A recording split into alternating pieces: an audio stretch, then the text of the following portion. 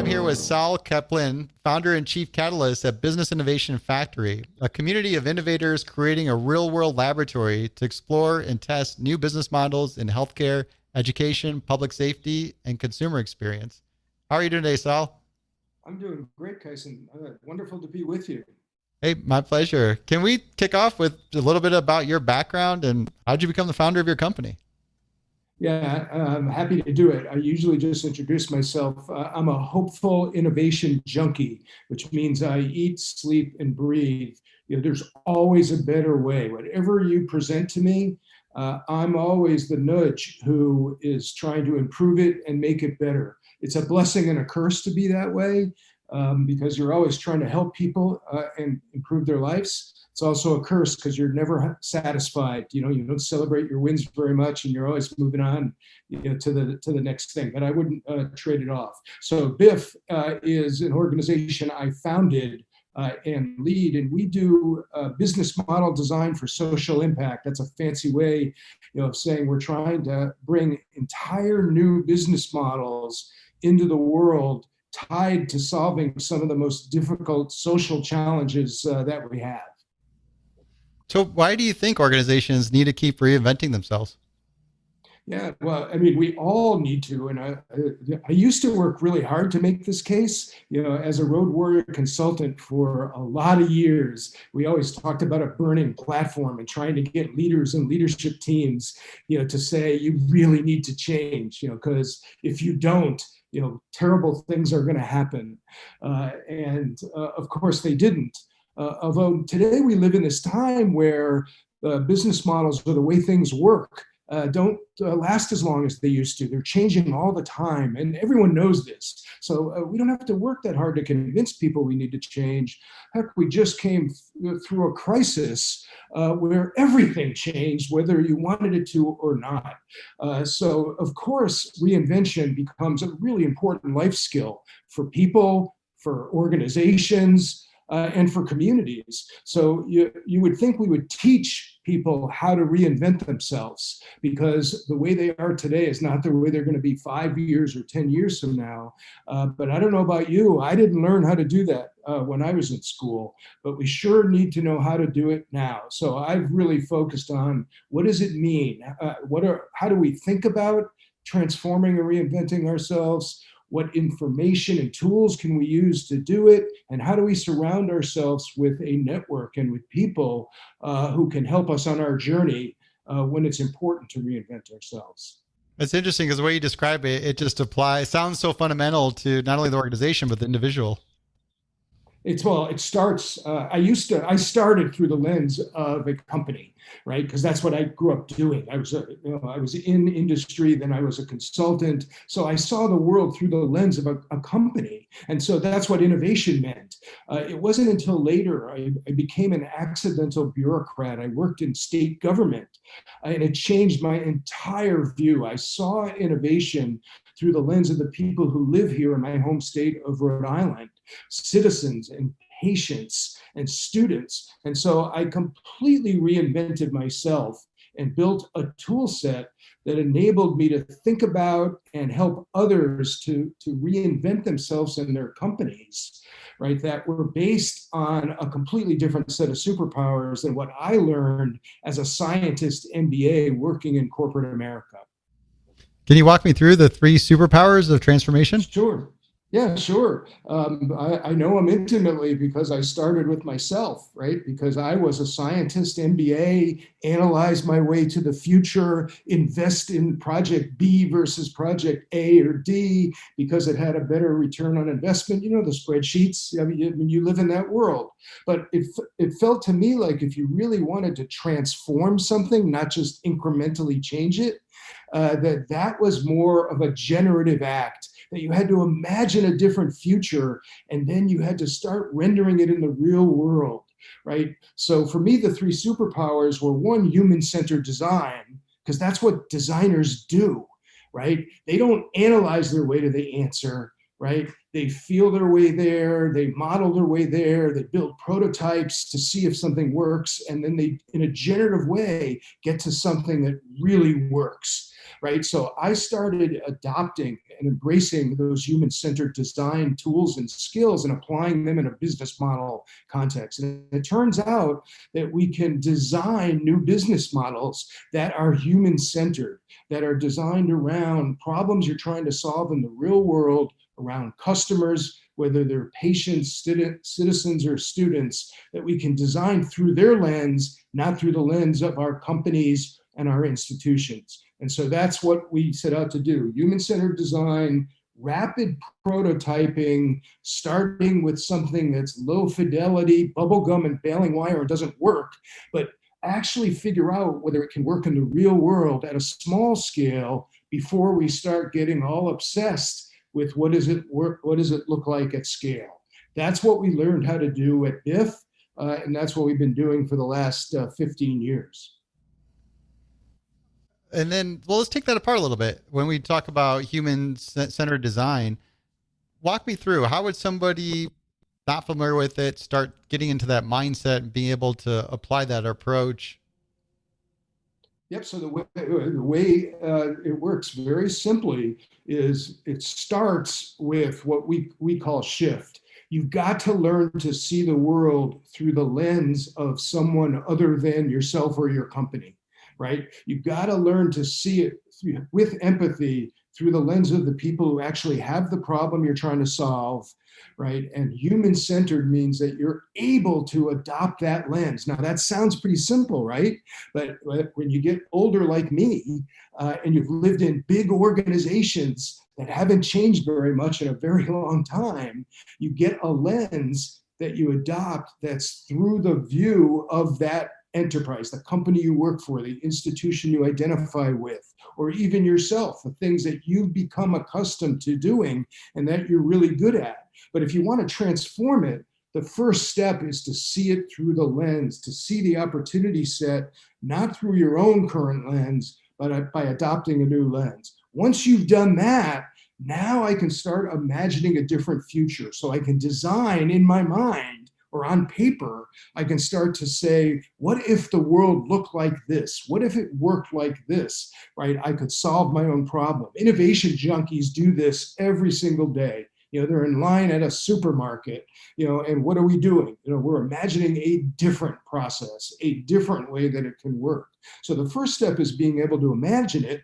The second step after imagining it is to start to say, what would it look like if we tried to do it in the real world for a small number of people, right? Can we start really small, and can we render that world, right? Video game developers do this all the time, right? They go from imagining a different world to starting to render it in code.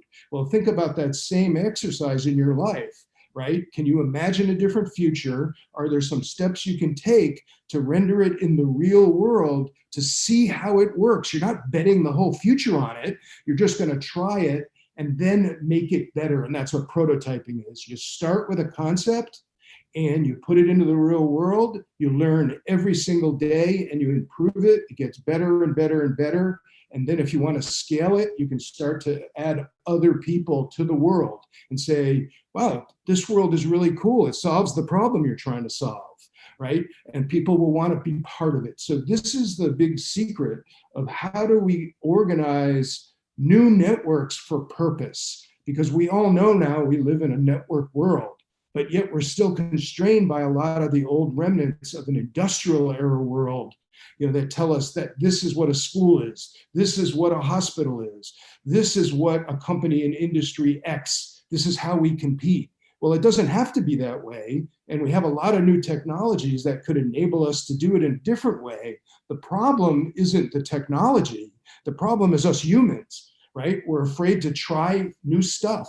We're afraid to try it a different way. So what we do is we help individuals, teams of people, whether it's in a company or in a community, to start imagining a different future and then start acting their way towards it, rendering new models that might actually change the outcomes.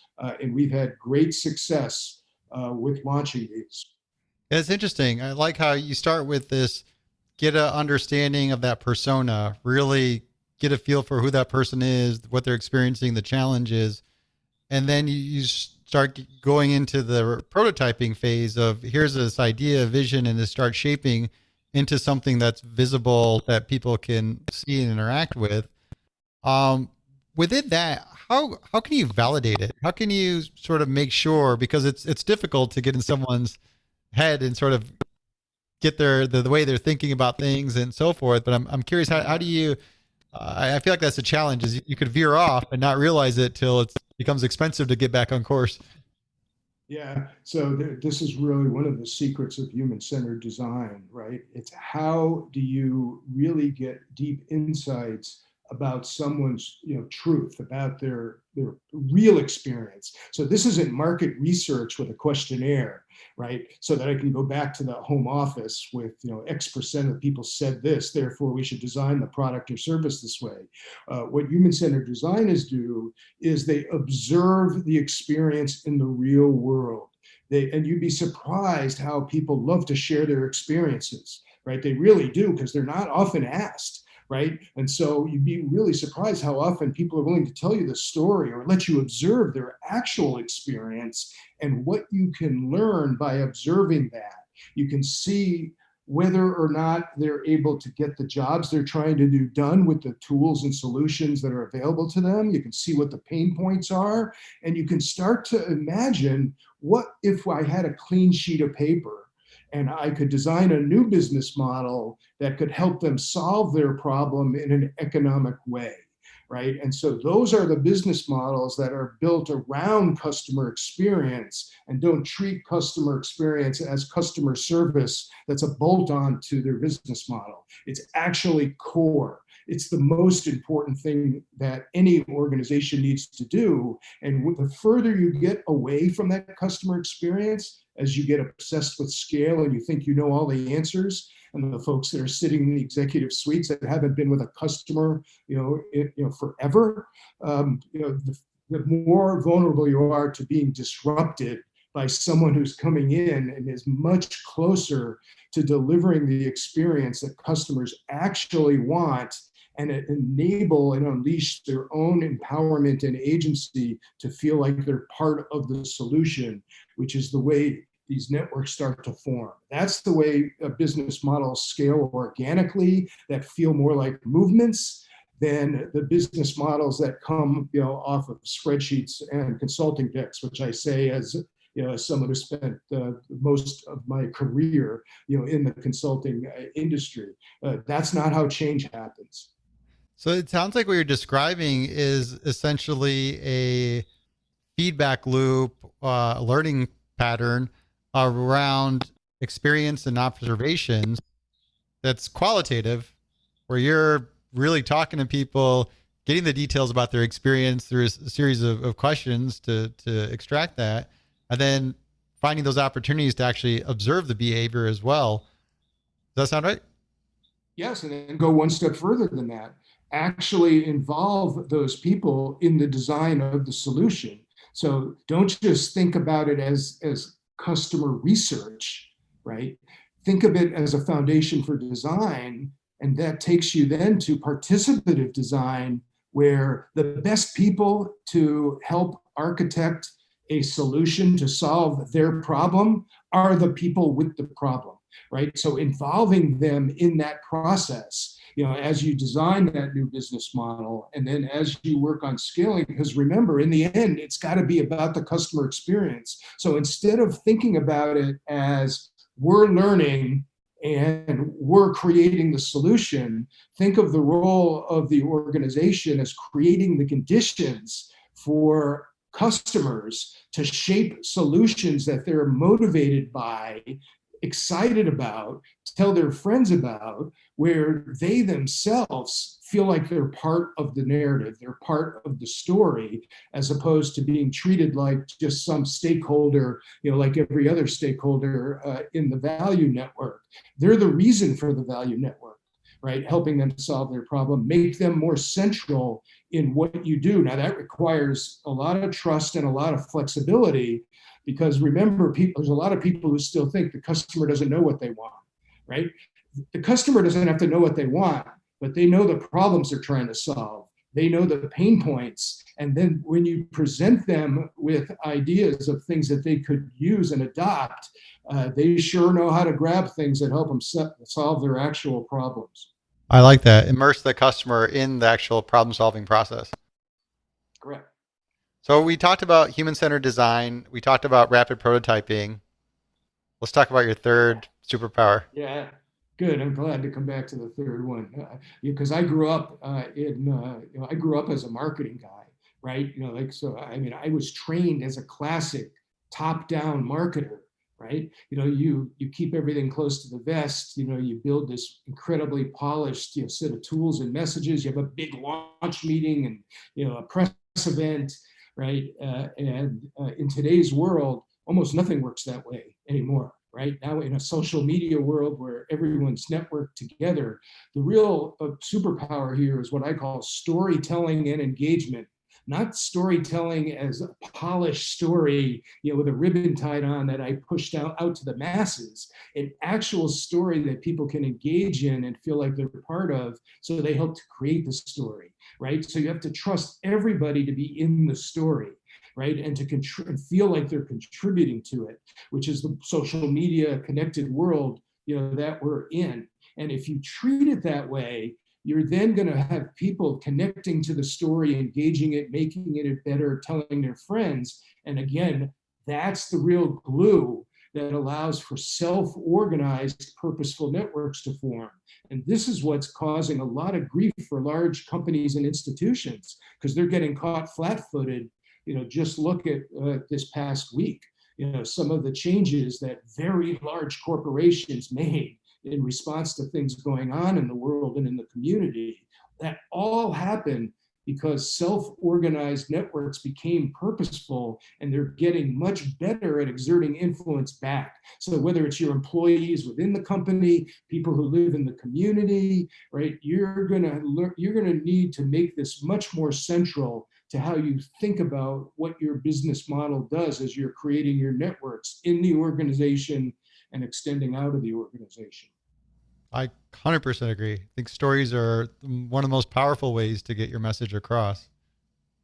And you don't transform anything. You might be able to tweak things, right? With stories that aren't compelling. But what I've learned trying to do transformational things, nobody transforms anything without an emotional connection to the story that they can see themselves in. And until you break that nut, you're not going to be transforming anything. So the superpower is the ability to create the conditions for constant storytelling, right? And helping people feel like they are storytellers, right? Because when you do that, now they can start to create an emotional connection to a change process and help advocate for it and bring other people along. The story spreads. And that's what leaders dream of, right? Can you walk me through an example? This is really interesting because we went from this sort of idea, vision, to prototyping, to bringing the customers along and immersing them in that whole process. And then we get to the part where we want to evolve that into a story, so it really becomes grounded in there and creates this cadence of engagement that keeps spiraling out. Can you walk me through an example? Yeah, I'll just give you one example of the project that we're focused on right now is in the maternal health space. And the more I learn about maternal health in America, the more angry I get, right? But the better I understand the problem. We're terrible in America at maternal health, no matter how you measure it, right? No matter how you measure it, whether it's morbidity, serious problems that happen in the course of a pregnancy, or challenges that the baby faces in and around birth, all the way up to mortality. If you look at the rates, we're worse than all other high-income nations. And then if you dive into Black and Latino women, multiply all of that times 3. It's a really terrible problem. It's a solvable problem, and it's an understandable problem. We built a healthcare system in America that's incredible when you get sick, right? It's an incredible system for that, right? And I know when I get sick, I want the best healthcare system that I can get at. But pregnancy isn't a disease, right? And the way to improve maternal health outcomes is to focus on maternal well-being during the pregnancy, which is something the system wasn't built for. It tries hard when the woman goes into the doctor's office, right? But it doesn't live with the woman. It doesn't create a circle of support for the woman. It doesn't help the woman understand the things and the measures, for her own well-being. And it doesn't help the woman share her story, her journey story of her pregnancy with other trusted people, right, that can help her on her journey, help her feel more comfortable, help her feel less of the stress, which is one of the biggest challenges to her health and well-being and good outcomes. So we built it first a conceptual model. We call it Luna U. And then we started prototyping it. We started with 30 women, and now we're up to 400 women. And now we're building the commercialization plan to take the last step, which is what does it look like at scale, right? But storytelling and engagement is not only the tools we use, it's central to the solution, because empowering these women, right, is all about helping them be better storytellers and helping her build trusted networks that she's willing to share her story with in a trusted way. That is a big part of why we get better clinical outcomes and better economic outcomes. So you can see how we can tie a business model around it in an era. We do all of this remotely, right, with a combination of live well-being coaching, a dashboard that feeds her data back to her, right? So instead of all the data going into the medical system, right, we actually help her with her own information. She has a blood pressure cuff, an activity tracker. So you can see we built a model built around everything I've talked to you about, in this podcast. And the benefit of it are women that are much more engaged in their journey. They feel more empowered to improve their own outcomes. And now we can start to see that the outcomes actually get delivered and that the system saves money in doing it, so we can shape a business proposition back into the marketplace. So I'll stop there, but that gives you a sense of it. Yeah, exactly. It's a really great example. As you explain that narrative, it makes it much, much easier to latch on to the problem and emphasizing the problem that you're solving. Yeah, and there are no shortage of problems where we know that empowerment of the customer, right, can create much better outcomes, right? And this idea of old style marketing or education in the hopes that we're going to change behaviors at the consumer level or the end user level aren't working. We need to flip the model to design models around them that start with empowerment and then bring the information and tools and support to them so that they can solve their problem. And the business opportunity is to create the conditions, to create the platforms, to scale that, right? And we don't, all the data we get in our maternal health example, it's the woman's data. So she can trust it. We're not packaging it, we're not selling it. If we apply AI to the data, it's applying AI in service of her. What can she learn from AI? Not what the company can learn. It's how do we help the customer? How does AI help the customer do it better, as opposed to the proposition that we collect all this data, we do all the AI on it, and it helps us, sell more of the product or the service, right? That's not what a mission-based organization does. A mission-based organization solves the maternal health problem, and then you have to do it economically or you can't scale it, right? So there has to be a business model for it. And that's the way we think about a human-centered business model design. So what advice would you give to people who are having a hard time reinventing themselves or their organization?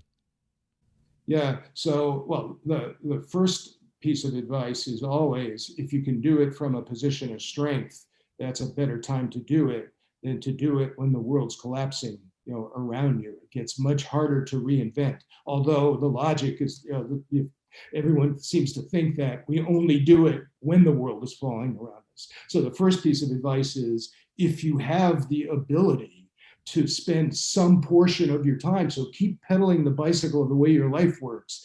Everyone thinks transformation is stop doing what you're doing today and start doing something completely new. That's nonsense. Nobody does that, right? Of course, you're going to do what you're doing today. The question is, can you take a meaningful amount of your time, attention, and resource and invest it in the exploration of new superpowers, right? Can you invest it in, if you have a developed from to vision, right? If you have a view of the future and you could see yourself in a different future, can you spend 10% like of your time, energy and resource, right, experimenting with different ways to be? And that can be as simple as, right, if you're an avid reader like I am, 10% of the books you read should be a completely different genre, stuff you would never read, right? Instead of just keep reading the same thing, and just apply that to any aspect of your life. Meet somebody new, right? Get exposed to a new industry. I mean, stop hanging around with all the usual suspects, right? You don't learn anything new there. We have this thing at BIF we call random collisions of unusual suspects, or making a ruckus. And I think it's a life principle, right? If you feel yourself just hanging out in comfortable places where everyone's exactly like you, right, the chances are you're not going to learn a whole lot new. So where's the 10% of your time that you force yourself to learn something new, to be in a different environment? And that's where all the action is, right? So you got to force yourself to do it. And when you make it a 10% goal, it doesn't seem like something you can't do, right? And you can take small steps based on your ability to do it. So start exposing yourself to what's happening on the edge, not just what's in the comfortable core, of what you do every day. That's great advice. Saul, I want to thank you for taking the time to chat with me. This has been great. I really appreciate you sharing your insights and some of your leadership lessons here. My pleasure, Tyson. Great to be with you.